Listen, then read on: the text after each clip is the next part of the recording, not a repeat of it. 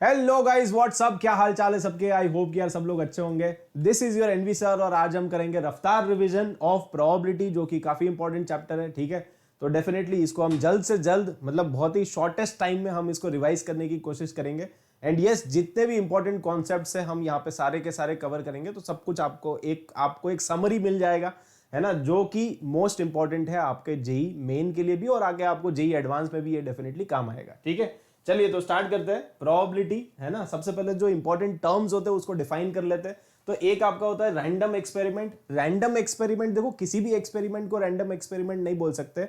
वो एक्सपेरिमेंट जिसमें outcome unpredictable होना चाहिए। तो इसमें दो कंडीशन है। पहली कंडीशन ये है कि जो आपके आउटकम है वो अनप्रेडिक्टेबल होना चाहिए। अगर आपको पहले से ही पता है क्या होने वाला है तो फिर प्रोबेबिलिटी चैप्टर क्यों पढ़ रहे हो। ठीक है, प्रोबेबिलिटी का ही तो गेम है। तो एक तो आउटकम आपके अनप्रेडिक्टेबल होने चाहिए और दूसरा ये कि मोर देन वन आउटकम होना चाहिए, कि भाई मल्टीपल पॉसिबिलिटीज हो सकती है कि हेड आएगा या टेल भी आ सकता है। जैसे डाइज में होता है 1 भी आएगा, 2 भी आएगा, 3 भी आएगा, क्या आएगा पता नहीं।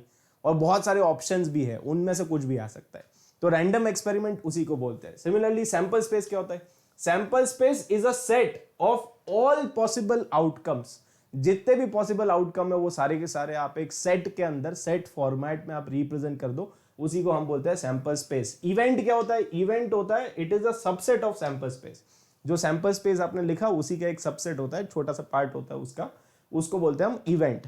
अब प्रोबेबिलिटी को कैसे डिफाइन करते हैं? Probability is nothing but number of elements in event divided by number of elements in the sample space. मतलब फेवरेबल बाय टोटल आपको करना है। जो भी आपका प्रोबेबिलिटी होता है वो हमेशा आपको पता ही है 0 और 1 के बीच में ही रहता है ना। It is just a ratio, जो कि एक फ्रैक्शन की तरह होता है, जो कि हमेशा 0 और 1 के बीच में ही रहता है। और आगे बढ़ेंगे। अब देखो मैं आपको एक मस्त एनवी स्टाइल बताने वाला हूं। जैसे इसमें एग्जाम में जो क्वेश्चन आते हैं उसमें कभी कभी 2 कॉइन वाले क्वेश्चन आते हैं, कभी 3 कॉइन वाले क्वेश्चन आते हैं, कभी 4 कॉइन वाले क्वेश्चन आते हैं। तो मान लो हम स्टार्ट करते हैं 2 कॉइन से। आपके पास 2 कॉइन है, आपने टॉस कर दिया, तो कितने आउटपुट पॉसिबल है? सैंपल स्पेस में कितने एलिमेंट्स होंगे? सैंपल स्पेस में 4 एलिमेंट होंगे। इसका फॉर्मूला आप ऐसे बना लो कि अगर 2 कॉइन को टॉस करोगे तो 2 की पावर 2, ये इतने नंबर ऑफ एलिमेंट्स आएंगे इन द सैंपल स्पेस। 4 आएंगे ना, head head, head tail, tail head या टेल टेल, ये 4 पॉसिबिलिटी है। अगर 3 कॉइन को टॉस करोगे तो 2 की पावर 3 होता है। अगर 4 कॉइन को टॉस करोगे तो 2 की पावर 4 होता है। अब इसमें कभी कभी क्या होता है ना, जैसे मान लो मैं आपको बोल दूं कि सैंपल स्पेस लिख के बताओ, तो कभी कभी क्या हम कंफ्यूज हो जाते हैं। नंबर ऑफ एलिमेंट्स यहाँ पे 8 है, तो ये सैंपल स्पेस लिखना कैसे है उसका एनवी स्टाइल में आपको बताता हूं। जैसे ये तो आपको पता ही है, राइट। अगर 2 कॉइन को टॉस करेंगे तो 4 केसेस आएंगे। 2 कॉइन को टॉस करोगे तो ये 4 केसेस आएंगे। अब ये जो 4 केस है ना, इसको मैंने यहां पे कॉपी पेस्ट कर दिया और यहां पे भी कॉपी पेस्ट कर दिया। अब इसके आगे एक बार हेड लगा दो, है ना, इन चारों के आगे एक बार एच एच एच एच लगा दो और एक बार टी टी डी टी लगा दो। तो अब ये टोटल कितने आ गए? ये टोटल 8 आ गए। और ये 8 के 8 आपके आउटकम आ गए इसके। अगर 3 कॉइन को टॉस करोगे ना तो ये 8 पॉसिबिलिटी है। अब वहां पे कितनी पॉसिबिलिटी होगी? 2 की पावर 4 मतलब 16। अब ये 16 के 16 अगर मैं आपको बोल दूं कि लिख के बताओ, अगर आप रैंडमली करोगे ना तो आपको कोई ना कोई केस आपका मिस हो ही जाता है। रैंडमली करने पे कोई ना कोई केस मिस हो ही जाता है। तो इसीलिए क्या किया करो, ये जो पूरा ये कितने है? ये 8 है। तो इसको क्या करना ना, ये जो 8 के 8 है उसको यहां पे कॉपी पेस्ट कर देना, है ना, सेम टू सेम। ये जो 8 के 8 है उसको आप लिख दोगे क्या, है ना। ऐसे मैं लिखने नहीं बैठ रहा हूं अभी, लास्ट आपका ये है मान लो। तो ये जो 8 के 8 है उसको आप 2 बार लिख दिया करो, है ना, एक बार और एक बार और आपको यहाँ पे कॉपी पेस्ट करना है। ये वाले जो 8 है ना उसको कॉपी पेस्ट कर दो 2 बार। अब आपको क्या करना है, एक बार आगे एच एच एच, सबके आगे एच आएगा और एक बार सबके आगे टेल आएगा। तो ये आपके टोटल कितने केसेस आ गए? 16 केसेस आ गए ना। तो एनवी स्टाइल समझ में आ गया। एक भी केस आपका मिस नहीं होगा और कभी भी कोई गलती होगी नहीं। अगर आपको ये चाहिए तो यहाँ वाले लिख के एक बार आगे हेड और एक बार आगे टेल। अगर आपको वो वाला चाहिए, मतलब जो भी आपको चाहिए उससे एक प्रीवियस वाला लिख दिया करो। एक प्रीवियस वाला लिखो और कितनी बार लिखना है? 2 बार लिखना है।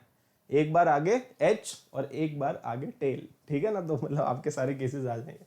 अच्छा, अब हम पढ़ते हैं डबल डाइस। तो डबल डाइस में भी एक शॉर्टकट मैंने आपको बताया था, वो स्वामी जी वाला शॉर्टकट याद है? डबल डाइस में देखो सम का क्वेश्चन आता है कि 2 डाइस है, 2 डाइस को मैंने थ्रो किया, find out the probability that sum आपका 5 आ जाए, 6 आ जाए, 7 आ जाए। तो सम कितना कितना आएगा? तो उसका एक शॉर्टकट होता है। शॉर्टकट ये होता है, देखो जो मिनिमम सम पॉसिबल है वो 2 है, तो 2 से स्टार्ट करो, 2 आएगा या 3 आएगा या 4 आएगा या 5 आएगा या 6 आएगा, 7 को बीच में लिखना होता है और फिर रिवर्स 8 9 10 11 12। अगर आप ध्यान से देखोगे तो ये जो स्वामी जी का वो तिलक नहीं होता है ना, स्वामी जी का तिलक होता है ना, यहाँ पे तिलक लगाते हैं, तो ये वैसा डायग्राम ही तो बन गया। तो अब अगर मान लो कि एग्जाम में क्वेश्चन आता है कि find out the probability get 2 dice are thrown, 2 dice को हमने थ्रो किया, सम उसका 2 आ जाए या 12 आ जाए, तो 2 या 12 आने की प्रोबेबिलिटी होती है 1/36 होती है। जो भी ये वाला नंबर है ना उससे एक कम, जैसे यहाँ पे 3 है तो यहाँ पे आएगा 2/36, यहाँ पे 4 है तो इन दोनों की प्रोबेबिलिटी आएगी 3/36, इन दोनों की प्रोबेबिलिटी आएगी 4/36, इन दोनों की प्रोबेबिलिटी आएगी 5/36 और इसकी प्रोबेबिलिटी आएगी 6/36। अगर आपको यकीन नहीं हो रहा है तो आप गिन भी सकते हो, तभी ये डायग्राम मैंने यहाँ पे बना रखा है। जैसे मान लो फॉर एग्जांपल मैंने आपसे पूछा कि सम 5 आ जाए, तो सम 5 कैसे कैसे आएगा, सोचो। सम 5 आएगा 1 4 से, 1 2 3 3 2 या 4 1, तो टोटल कितने केसेस है, टोटल 4 केस ही तो है, तो 4 फेवरेबल है। जहां पे सम आपका कितना आएगा, यहां पे आपका सम 5 आएगा, तो सम 5 के लिए 4 1 3 2 2 3 या 1 4 और डिवाइडेड बाय टोटल कितना है, टोटल ये 36 है, तो 4 डिवाइडेड बाय 36 ही तो आएगा, है ना। सिमिलरली अगर आपको सम चाहिए 9 का, तो अगर आपको 9 का सम चाहिए तो कौन कौन से आएंगे बताओ, 9 का सम चाहिए आपको, अगर 9 का सम चाहिए तो ये आएगा 36 3 6 4 5 5 4, इसमें भी 4 ही आएंगे ना, तो 4 ही आएंगे, 4 फेवरेबल और टोटल 36। तो आप इस तरह से वो जो स्वामी जी का तिलक है वहां से आप सम वाले तो डायरेक्ट प्रोबेबिलिटी आ जाएगी आपकी सीधा सीधा, ठीक है। एक कम कर दो, बस एक कम कर दोगे, डायग्राम बना दिया करो, एग्जाम में आपका आंसर आ जाएगा। और आगे बढ़ते हैं, अब हम बात करेंगे ऑड्स इन फेवर। देखो जैसे फॉर एग्जांपल मान लो एक इवेंट है, मान लो एक इवेंट है ए, उसकी प्रोबेबिलिटी मैंने आपको दे दी 2/5, ठीक है। फॉर एग्जांपल मान लो 2/5 मैंने आपको उसकी प्रोबेबिलिटी बता दी कि भाई एक इवेंट है उसकी प्रोबेबिलिटी है 2/5। अब प्रोबेबिलिटी क्या होता है, प्रोबेबिलिटी होता है फेवरेबल बाय टोटल, तो ये है फेवरेबल डिवाइडेड बाय टोटल। इसका मतलब फेवरेबल केसेस कितने हैं, फेवरेबल केसेस 2 है ना, फेवरेबल केसेस 2 है, और टोटल नंबर ऑफ केसेस कितने हैं, टोटल नंबर ऑफ केसेस 5 है। तो अनफेवरेबल केसेस कितने होंगे, अनफेवरेबल केसेस होंगे 3, है ना। इन दोनों का जो टोटल है, फेवरेबल और अनफेवरेबल का जो टोटल है वो आपका टोटल के बराबर आना चाहिए, ठीक है। अब ऑड इन फेवर क्या होता है, ऑड इन फेवर का डेफिनेशन ये है कि number of favourable events divided by number of unfavourable event. तो फेवरेबल इवेंट कितने हैं, 2, और अनफेवरेबल इवेंट कितने हैं, 3, तो ये रेशियो आ जाएगा 2:3। तो अगर एक इवेंट है जिसकी प्रोबेबिलिटी आपको दे रखी है 2/5, तो डायरेक्टली आपको प्रोबेबिलिटी दे देंगे, या इसी चीज को बोलने का दूसरा तरीका ये होगा कि odds in favour of event A is 2:3। तो एग्जाम में ऐसा मतलब पूरा चेंज ही कर देंगे, जज्बात बदल गए, वक्त बदल गया है, आपको प्रोबेबिलिटी मेंशन ही नहीं करेंगे, आपको बोलेंगे odds in favour of a certain event is 2:3। तो समझ जाना, ऑड्स इन फेवर मतलब ऊपर वाला फेवरेबल है, नीचे वाला अनफेवरेबल है, और प्रोबेबिलिटी होती है फेवरेबल बाय टोटल। तो इस तरह से आप कैलकुलेट कर सकते हो, है ना। और ऑड अगेंस्ट कितना आएगा बताओ, इसी इवेंट में ऑड अगेंस्ट होता है अनफेवरेबल बाय फेवरेबल, तो उल्टा हो जाएगा ना, अनफेवरेबल वाले 3 है और फेवरेबल वाले, तो ये रेशियो हो जाएगा 3:2। हमेशा ये रेशियो होता है, ठीक है। आपको ऐसा फ्रैक्शन फॉर्म में आंसर नहीं देना है, यहाँ पे आपका आंसर क्या है, ये 2:3 है, और यहाँ पे देखोगे तो 3:2 है, बेसिकली ये रेशियो होता है। तो रेशियो के फॉर्मेट में बेसिकली आपको ये अलग स्टाइल हो गया प्रोबेबिलिटी को ही देने का, ठीक है, ऑड अगेंस्ट और ऑड्स इन फेवर। और आगे बढ़ेंगे, अब बात करेंगे टाइप्स ऑफ इवेंट्स के, काफी सारे क्वेश्चन आते हैं, है ना। तो मोस्ट इंपॉर्टेंट टॉपिक है, प्रोबेबिलिटी में कौन कौन से टाइप्स होते हैं, equally likely, mutually exclusive, exhaustive, dependent, independent. तो इक्वली लाइकली का डेफिनेशन ये है कि अगर 2 इवेंट है जिनकी probability of occurrence is same, है ना, 2 इवेंट अकर करे उसकी प्रोबेबिलिटी सेम है, तो वो इक्वली लाइकली है। जैसे फॉर एग्जांपल कॉइन को टॉस किया, फेयर कॉइन है, तो इक्वली लाइकली होगा ना कि हेड आ जाए या टेल आ जाए, दोनों में से कोई भी एक आ सकता है, इक्वली लाइकली है। एग्जॉस्टिव, एग्जॉस्टिव में ये होता है कि इंटरसेक्शन 5 होना चाहिए। ये सब मैथमेटिकल डेफिनेशंस मैं आपको बता रहा हूँ सो दैट आपको कोई कंफ्यूजन होगा ही नहीं। जैसे मान लो मैंने एक डाइस को फेंका, मैं आपको बोलूँ कि इवन नंबर आ जाए, एक इवेंट ये है और दूसरा इवेंट है कि ऑड नंबर आ जाए, इन दोनों का इंटरसेक्शन तो आएगा ही नहीं ना। ऑड नंबर मतलब 135, इवन नंबर मतलब 246, तो दोनों का इंटरसेक्शन कुछ नहीं, मतलब ये म्यूचुअली एक्सक्लूसिव है। म्यूचुअली एक्सक्लूसिव मतलब इंटरसेक्शन नहीं आना चाहिए, इंटरसेक्शन फाई आना चाहिए। एग्जॉस्टिव का क्या मतलब होता है? एग्जॉस्टिव मतलब दो या दो से ज्यादा इवेंट अगर आपके पास है, उनका यूनियन अगर सैंपल स्पेस के बराबर आ जाए तो those events are known as exhaustive. Exhaustive मतलब union equal to sample space, mutually exclusive मतलब इंटरसेक्शन इक्वल टू 5। और इंडिपेंडेंट इवेंट्स किसको बोलते हैं? इंडिपेंडेंट का बेसिक डेफिनेशन ये है कि अगर आप probability of A intersection B निकालोगे तो वो आना चाहिए P A into P B के बराबर। जैसे मान लो आपने P of A intersection B निकाला, पी ए निकाला, पी बी निकाला, L H S equal to R H S आ गया, then those events are independent. Independent तभी होगा जब ये इक्वेशन सेटिस्फाई करेगी, अदरवाइज इंडिपेंडेंट नहीं होगा। तो मैथमेटिकली आप सोचा करो, कभी भी इमोशनली जज्बात में नहीं आना है, मतलब प्रोबेबिलिटी मैथमेटिकल चैप्टर है, ठीक है, तो बिल्कुल इमोशनली सोचना नहीं है, मैथमेटिकली रहना है, ठीक है। तो ये सारे डेफिनेशंस यहाँ पे मैंने लिख दिए। अच्छा, एक और बेसिकली एक इसको थियरम कह लो या नोट कह लो, तो यहाँ पे नोट के फॉर्म में लिखा है कि अगर दो इवेंट है ना आपके पास ए और बी, अगर वो इंडिपेंडेंट है तो A complement and B, A and B complement, A complement and B, ये सारे भी इंडिपेंडेंट होंगे। अगर दो इवेंट इंडिपेंडेंट है तो उनके कॉम्प्लीमेंट ले लो या नॉन कॉम्प्लीमेंट ले लो, कुछ भी, कोई भी कॉम्बिनेशन ले लो, कोई भी परम्यूटेशन कॉम्बिनेशन कर लो, वो सब भी इंडिपेंडेंट आएंगे। तो अगर मान लो कि आपको क्वेश्चन में बोला है कि A and B are independent, तो और फिर ये पूछा है ना, कभी कभी ऐसा क्वेश्चन आता है, आपको बोलेंगे A and B are independent और इसका वैल्यू निकालो, तो आपको पता है कि अगर ए और बी इंडिपेंडेंट है तो ये भी इंडिपेंडेंट होंगे, और अगर ये भी इंडिपेंडेंट होंगे तो इसका डेफिनेशन तो मैं ऐसे कर सकता हूं ना, P of A into P of B complement, तो ये आ जाएगा। और बी कॉम्प्लीमेंट मतलब 1 माइनस प्रोबेबिलिटी ऑफ बी, है ना, उसका वैल्यू आप पुट कर देना आगे चल के, पी ऑफ ए, और ये आ जाएगा 1 माइनस प्रोबेबिलिटी ऑफ बी आ जाएगा। कॉम्प्लीमेंट मतलब 1 में से माइनस कर दो, 1 में से माइनस कर दोगे तो आपको कॉम्प्लीमेंट की प्रोबेबिलिटी भी मिल जाएगी, ठीक है। तो ये थियरम या नोट, इसको ध्यान में रखना हमेशा, ये भी आपको काम आएगा, ठीक है। तो टाइप्स ऑफ इवेंट्स तो हमने कर दिया है। अब आगे बढ़ेंगे, हम बात करेंगे addition theorem. Addition theorem basically वही है जो आपका वेन डायग्राम वाला पोर्शन होता है। तो वेन डायग्राम वाले क्वेश्चंस आते हैं, है ना, इस तरह के क्वेश्चंस आपने करे होंगे ना, कि भाई एक बच्चा है वो एग्जाम में पास हो जाए, उसकी प्रोबेबिलिटी गिवन है, दूसरे बच्चे की एग्जाम में पास होने की प्रोबेबिलिटी गिवन है, फिर दोनों पास हो जाए, या एग्जैक्टली एक इंसान पास हो जाए, या दोनों फेल हो जाए, इस तरह का कुछ ना कुछ पूछते हो, ठीक है। तो अब देखो यहाँ पे 3 तरह के क्वेश्चन आ सकते हैं, ये तीनों का बेसिकली यहाँ पे फॉर्मूला बोलो या डेफिनेशन बोलो, वो आपके सामने लिख भी दिया है, सो दैट आप इसको अपने नोट्स में उतार सकते हो और अपने दिमाग में भी बेसिकली इसको याद रख सकते हो। तो 3 टाइप के क्वेश्चन आ सकते हैं, या तो आपको बोलेंगे कि at least one of them will pass, है ना, 2 बच्चे कि मतलब मिनिमम एक जना तो पास करना चाहिए एग्जाम में, ठीक है, मिनिमम एक जना एग्जाम में पास करना चाहिए। तो कौन सा रीजन आएगा? फिर ये रीजन आएगा, ये पूरा रीजन आएगा ना, क्योंकि ये रीजन है जहां पे खाली ए पास कर रहा है, ये वो रीजन है जहां पे ए और बी दोनों पास, और ये वो रीजन है जहां पे खाली बी पास कर रहा है। बट यहां पे हमने बोला है कि भाई at least one of them pass, है ना, मतलब मिनिमम एक जना तो पास होगा ही होगा, ठीक है।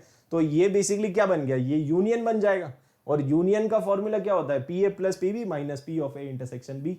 तो बस आपको सवाल को इंटरप्रेट करना आना चाहिए कि भाई रीजन कौन सा पूछा है, रीजन आइडेंटिफाई कर लिया तो उसको मैथमेटिकली आप फॉर्मुलेट कर लो।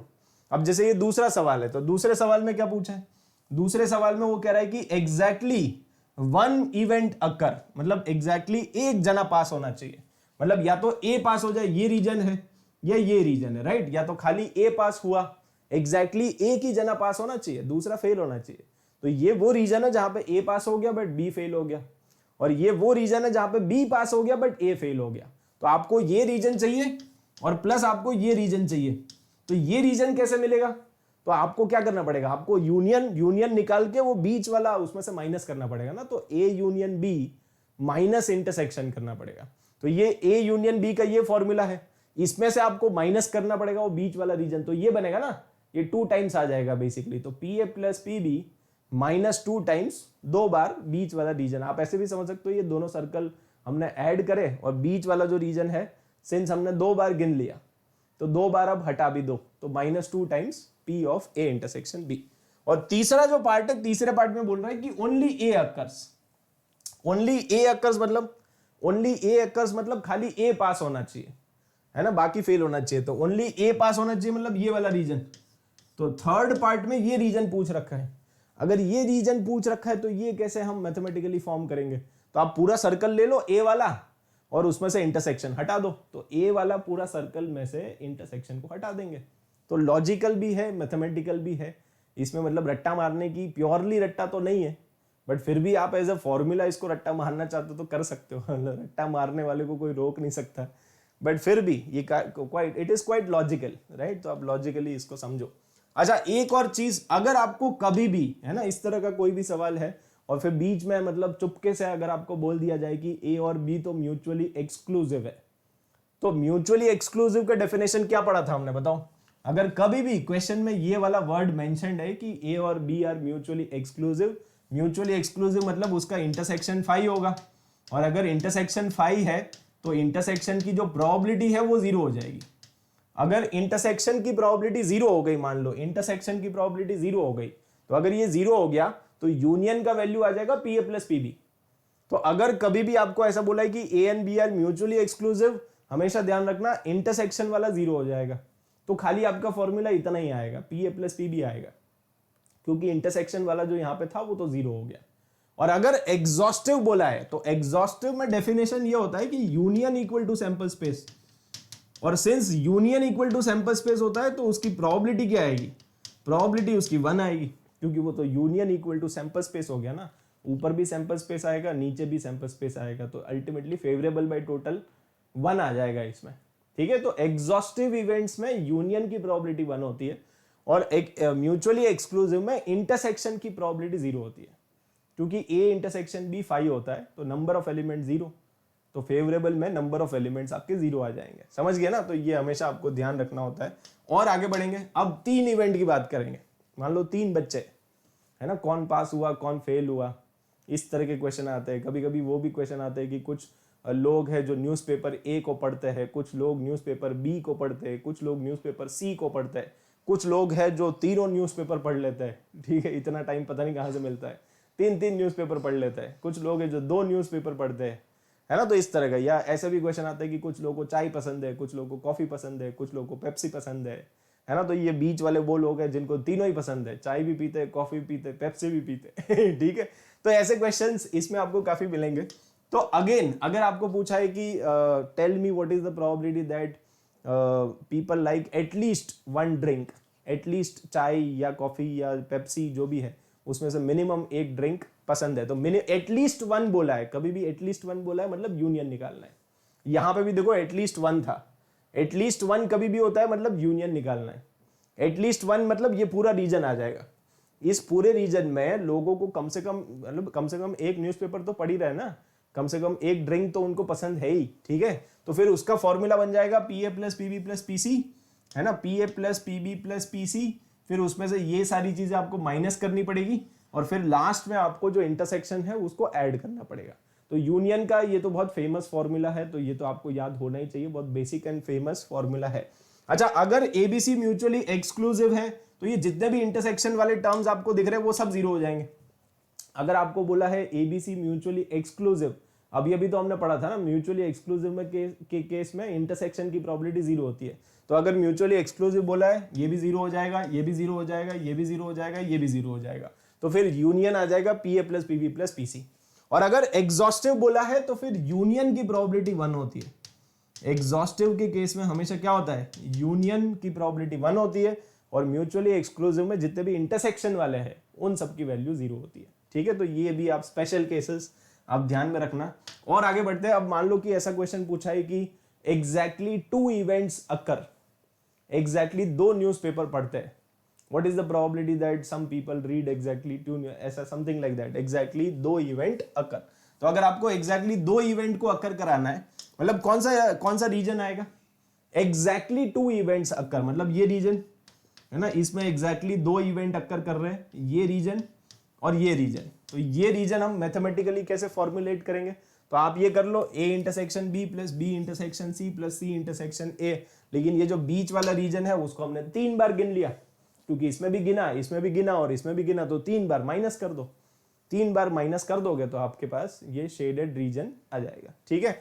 और एक क्वेश्चन आपसे आ सकता है कि एग्जैक्टली वन इवेंट अकर, 3 में से एग्जैक्टली एक ही न्यूज़पेपर पढ़ता है वो, तो फिर यहां पे ये वाला रीजन आएगा, this is the region where, है ना, दिस इज द रीजन जहां पे लोगों को खाली चाय पसंद है, कॉफी और पेप्सी नहीं पसंद है, ठीक है, ये वाला रीजन आएगा। एग्जैक्टली वन इवेंट अक्कर मतलब इसमें खाली सी इवेंट अक्कर कर रहा है और यहाँ पे खाली इवेंट बी अक्कर कर रहा है, ठीक है। तो ये रीजन हम मैथमेटिकली कैसे निकालेंगे, तो आप क्या कर सकते हो, P A plus P B plus P C कर सकते हो, उसमें से ये 2-2 बार माइनस करने पड़ेंगे, है ना, ये वाले जो रीजन है वो इंटरसेक्शन वाले 2-2 बार माइनस करो और 3 बार इसको प्लस करो, ठीक है। तो ये थोड़ा सा डिफरेंट टाइप का फॉर्मूला है, बट ये भी आप डेफिनेटली ध्यान में रखो क्योंकि इसके ऊपर भी काफी क्वेश्चंस आपके मिल जाएंगे, ठीक है। तो अगर कभी भी पूछा है कि प्रॉब्लम, जैसे 3 सेट है, 3 सेट में से आपसे पूछेंगे कि एग्जैक्टली वन इवेंट अकर, तो आप ये यूज कर सकते हो, ठीक है। चलिए आगे बढ़ते हैं फटाफट से, कंडीशनल प्रोबेबिलिटी की बात करेंगे। कंडीशनल प्रोबेबिलिटी में क्या होता है, सिंपल सा एक फॉर्मूला होता है, ए गिवन बी, गिवन मतलब ये इवेंट जो है ये ऑलरेडी हो चुका है, this event has already occurred, और अब आपसे पूछ रहा है कि ये इवेंट अकर हो जाए उसकी प्रोबेबिलिटी निकालो। तो सिंपल सा फॉर्मूला होता है, आप इसको यूज कर लो, इंटरसेक्शन की प्रोबेबिलिटी निकालो और नीचे जो भी होता है वही हमेशा नीचे आता है। इसी को अगर आप क्रॉस मल्टीप्लाई कर दोगे तो ये बन जाएगा मल्टीप्लीकेशन थ्योरम, है ना। यहीं पे देखो ये पीबी इधर आ गया, पीबी कहां पे आ गया, इधर आ गया, तो यही आपका बन गया मल्टीप्लीकेशन थ्योरम। मतलब मल्टीप्लीकेशन थ्योरम में आपको ये पूछा होगा और इन दोनों की प्रोबेबिलिटी गिवन होगी, कंडीशनल प्रोबेबिलिटी में ये पूछा होगा और इन दोनों की प्रोबेबिलिटी आपको गिवन होगी।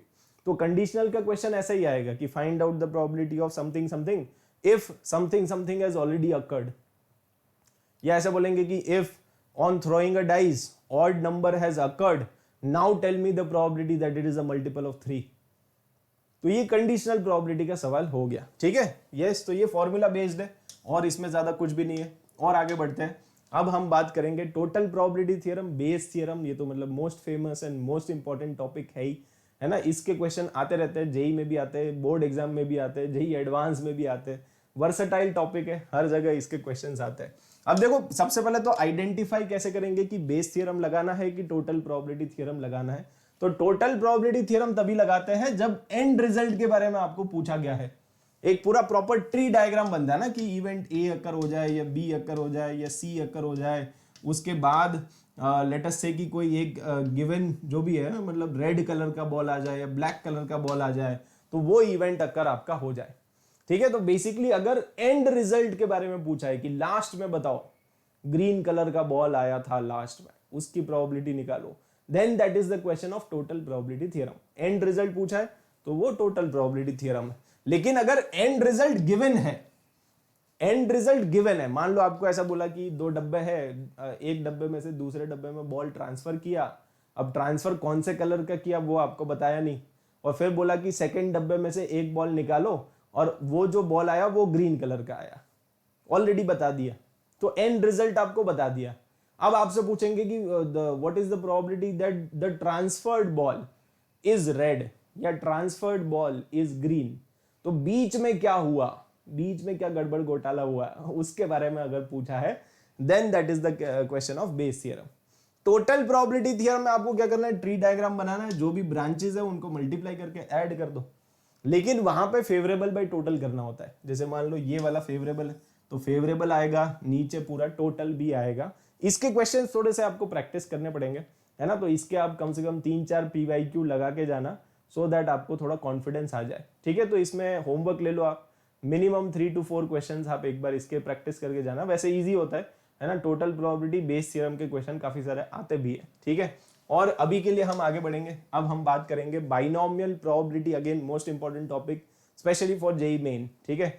अब बाइनोमियल पे आपको पता कैसे चलेगा कि बाइनोमियल प्रोबेबिलिटी का क्वेश्चन है, तो सबसे पहला आइडेंटिफाइंग क्राइटेरिया यही होता है कि अगर random experiment n number of times conduct हो रहा है, अगर रैंडम एक्सपेरिमेंट, मान लो आपके पास एक कॉइन है, उसको आपने 10 बार टॉस किया, that is the question of binomial probability. एक डाइस है, उसको आप 6 बार थ्रो कर रहे हो, that is the question of, एक डेक ऑफ कार्ड है, उसमें से आपने 10 कार्ड निकाले 1 by 1, that is the question of binomial probability. एक हर्डल का रेस है, उसमें आप हर्डल पार कर रहे हो एक एक करके, 10 हर्डल है मान लो, that is the question of binomial probability. मतलब बाइनोमियल का जो भी क्वेश्चन होगा उसमें आपका random experiment n number of times हो रहा होगा, जब भी आप एक बार ईच ट्रायल, है ना, हर एक ट्रायल में या तो आपको सक्सेस मिलेगा या फेलियर मिलेगा। जैसे मान लो मैं कॉइन को टॉस करूंगा, या तो हेड आएगा या टेल आएगा। हेड आ गया तो सक्सेस, टेल आ गया तो फेलियर। अब मान लो हर्डल रेस है, तो या तो मैं ऐसे दौड़ते दौड़ते हर्डल को क्रॉस कर पाया, या तो मैंने हर्डल को गिरा दिया, मैं खुद भी गिर गया। तो या तो मुझे सक्सेस मिलेगा या मुझे फेलियर मिलेगा, है ना। ऐसा मुझे 10 बार करना पड़ेगा। फिर आप काउंट करोगे नंबर ऑफ सक्सेस, तो ये जो एक्स होता है ना, ये यही होता है।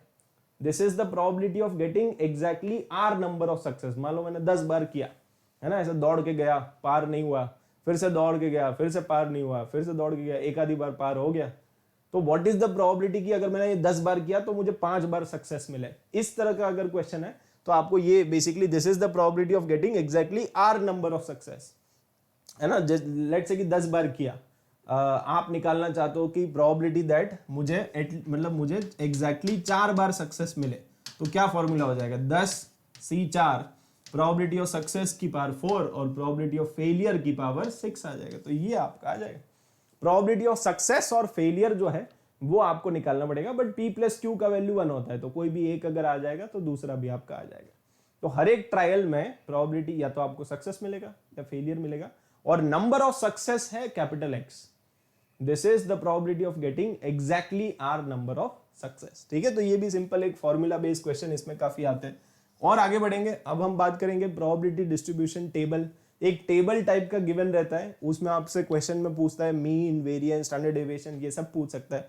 तो पहली बात तो आपको ये सारे फॉर्मूलाज याद होने चाहिए, और टेबल से कैलकुलेट कैसे करते हैं वो भी आपको आना चाहिए। तो मान लो कि इस तरह का एक टेबल है ना, तो सबसे पहले आपको निकालना पड़ेगा PI/XI, मतलब इन दोनों को मल्टीप्लाई कर दो तो इधर कितना आ जाएगा, 0 आ जाएगा, इधर आ जाएगा 2/4, इधर आ जाएगा 2/4। ठीक है, तो सिग्मा इन सबको ऐड करो तो सिग्मा PI/XI आएगा। तो सिग्मा PI/XI का वैल्यू कितना आ जाएगा, ये 1/2, ये 1/2 मतलब 1 आ जाएगा ये। ठीक है, मतलब आपका जो मीन है, तो मीन का वैल्यू 1 आ गया। जो मीन होता है ना वो सिग्मा PI/XI होता है। तो PI/XI निकालो और फिर सबका सम कर दो। सिग्मा मतलब क्या, सम, तो इन सबको ऐड करना है बेसिकली, तो आपका मीन आ जाएगा। अब फिर आपको यहाँ पे वेरिएंस के लिए आपको निकालना पड़ेगा PI/XI², तो XI² इंटू PI, है ना, इसका स्क्वायर करके इसमें मल्टीप्लाई करना है, सॉरी इसमें, है ना, PI इंटू XI²। तो यहाँ पे तो 0 ही आएगा, यहाँ पे कितना आएगा, इसका स्क्वायर, और इधर बेसिकली 2/4 आएगा। ठीक है, इधर कितना आएगा, इसका स्क्वायर मल्टीप्लाइड बाई ये, तो इधर तो 1 आ जाएगा। फिर आप ऐड करोगे तो 1 + 1/2 मतलब 3/2 आ रहा है, तो इसका वैल्यू 3/2 आ गया, राइट। ये जो PI इसका वैल्यू आ गया 3/2, है ना, ये PI/XI² और फिर उसका सिग्मा कर दिया, सिग्मा मतलब सम कर दिया, और इसमें से आप मीन का स्क्वायर माइनस कर दो, तो यहां से आपके पास जो आंसर आएगा वो आएगा वेरिएंस। तो वेरिएंस निकालना भी फॉर्मूला बेस्ड है ये सब कुछ, और वेरिएंस आ गया तो उसका रूट कर दो, आपको स्टैंडर्ड डेविएशन भी मिल जाएगा। तो ये सारे फॉर्मूलाज आपको याद होने चाहिए। बस टेबल आपको दे देंगे, या टेबल कभी कभी क्या आपको खुद से भी कंस्ट्रक्ट करना पड़ता है, मतलब आपको XI का वैल्यू देखना पड़ेगा क्या क्या पॉसिबल है। जैसे आपको बोलेंगे एक डब्बा है, डब्बे में कुछ रेड कलर के बॉल्स है, कुछ ब्लैक कलर के बॉल्स है, ऐसे ही क्वेश्चन आता है। ठीक है, उसमें से आपने 3 बॉल निकाले। अब XI आपको बोल देंगे कि नंबर ऑफ रेड कलर के बॉल है ना, रेड और ब्लैक कलर के बॉल है, उसमें से 3 बॉल निकाले, और आपको बोल देंगे कि नंबर ऑफ रेड बॉल्स। अब नंबर ऑफ रेड बॉल 0 भी आ सकता है, हो सकता है एक भी रेड ना आया, तो 0 या 1 या 2 या 3। अब उसके कॉरस्पॉन्डिंग प्रोबेबिलिटीज भी निकालनी पड़ेगी, फिर ये टेबल बनेगा। तो इस तरह के क्वेश्चन थोड़े से लेंदी होते हैं। अब सिंस लेंदी होते हैं इसीलिए जेई मेन में पर्टिकुलरली इसके क्वेश्चंस थोड़े से कम आते हैं, क्योंकि इतना लेंदी तो पूछेंगे नहीं, तो इसीलिए ये टॉपिक ज्यादा फेमस नहीं है। टॉपिक ये वाला फेमस है जिसमें आगे बाइनोमियल लगा दिया। तो ये है प्रोबेबिलिटी डिस्ट्रीब्यूशन टेबल, और एक होता है बाइनोमियल प्रोबेबिलिटी डिस्ट्रीब्यूशन टेबल। अब इसमें टेबल आपको याद रखने की जरूरत नहीं है, बट आप सीधा सीधा मीन और वेरिएंस का डायरेक्ट फॉर्मूला याद कर लो। तो मीन होता है, अगर बाइनोमियल प्रोबेबिलिटी डिस्ट्रीब्यूशन है तो उसमें मीन होता है NP और वेरिएंस होता है NPQ। यहाँ पे N क्या है, number of times you are doing random experiment, P is the probability of success, Q is the probability of failure, और ये है probability of getting exactly R number of success, कि आपको कितने सक्सेस चाहिए। ठीक है, वो है। ठीक है, चलिए, तो आई थिंक आपको ये सारे के सारे जो टॉपिक्स है वो समझ में आ गए होंगे, एंड डेफिनेटली कमेंट करके बताना और कौन कौन से चैप्टर्स आप यहाँ पे देखना चाहते हो। क्विक रिवीजन हमने यहाँ पे प्रोबेबिलिटी का किया, जितने भी फॉर्मूलाज कॉन्सेप्ट्स थे वो सारे डिस्कस करे। हाँ, इसमें क्वेश्चंस आपको अच्छे से प्रैक्टिस करने पड़ेंगे। बाकी ऑल द बेस्ट। अगर आपको ये लेक्चर अच्छा लगा तो डेफिनेटली इसको लाइक कर देना, चैनल को सब्सक्राइब कर देना, एंड इसको अपने दोस्तों के साथ भी इसको शेयर कर देना, इसको हर जगह फैला देना, एंड जेई में एकदम मचा देना, ठीक है, फोड़ देना एग्जाम।